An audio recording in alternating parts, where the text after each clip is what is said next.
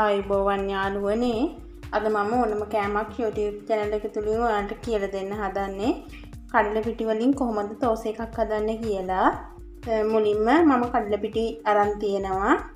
ඊට පස්සේ අවමිදිස් කරල් දෙකක් පොඩියට කපාගෙන තියෙනවා. මීලුණු ගෙඩි භාගයක් කපාගෙන තියෙනවා. කරපිංච ටිකක් කපාගෙන තියෙනවා.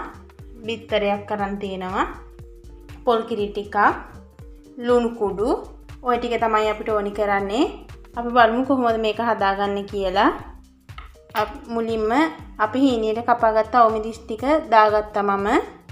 ඊට පස්සේ බීලුණු ගෙඩි භාගෙත් ඒකටම එකතු කරගත්තා කඩල පිටි ටිකට.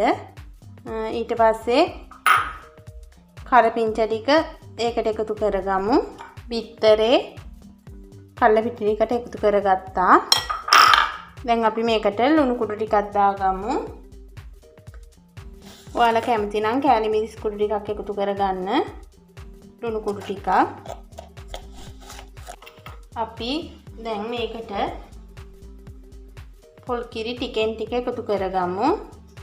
ටිකෙන් ටික එකතු කරලා මේක කවලම් කරගමු.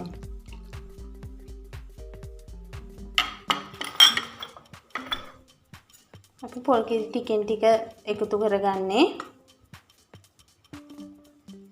එකතු කරගෙන මේක හොඳින් කවලම් කරගමු.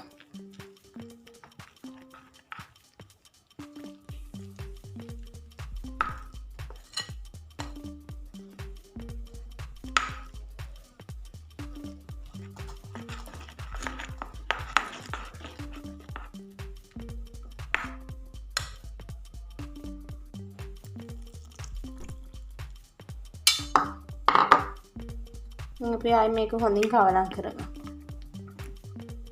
ඔයාලා මේ කැටි කැටි වගේ නැති වෙන්න හොඳට මේ කඩල පිටි ටික දී කරගන්න ඕනි. අපි මෙහෙම කඩල පිටි ටික හොඳට දී කරගමු.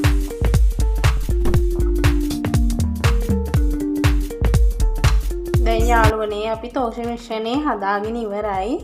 අපි බලමු කොහොමද මේක හදාගන්නේ කියලා. ඔයාලට පේනවා ඇති අර කැටි කැටි වගේ තිබිච්ච ඔක්කොම දැන් නැහැ. මම මේක හොඳට කවලම් කරගත්තා. ඔයාලත් එහෙම කැටි කැටි වගේ නැති වෙන්න හොඳට තෝෂ මිශ්‍රණය මේ වගේ හදාගන්න. දැන් අපි බලමු කොහොමද මේක හදාගන්නේ කියලා.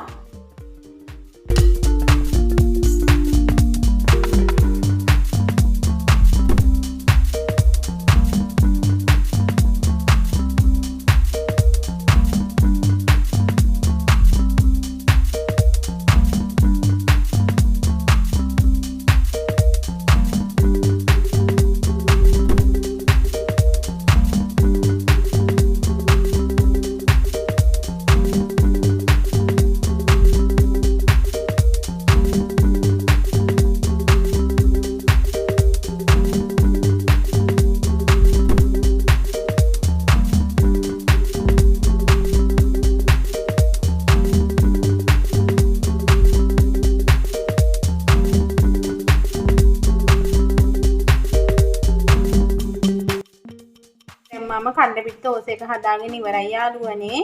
ඔයාලත් ගෙදරදී මේ වගේ චූටි බබාලට හදලා දෙන්න. දැන් මේ කොරෝනා කාලේ කඩවල් වලින් බබාලට කෑම ගෙනහැලා දෙනවට වඩා ලේසි තමන්ම හදලා දෙන එක.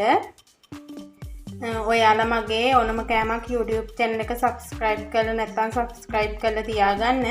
මගේ වීඩියෝ එකට කැමති නම් වීඩියෝ එකට like එකක් දාලා ඔයාලගේ අදහස් පහලින් කමෙන්ට් කරන්නත් අමතක කරන්න එපා. නැවත මේ වගේ වීඩියෝ එකකින් හම්බ වෙනකන් ඔයාලට සුබ දවසක්. බුදු සරණයි.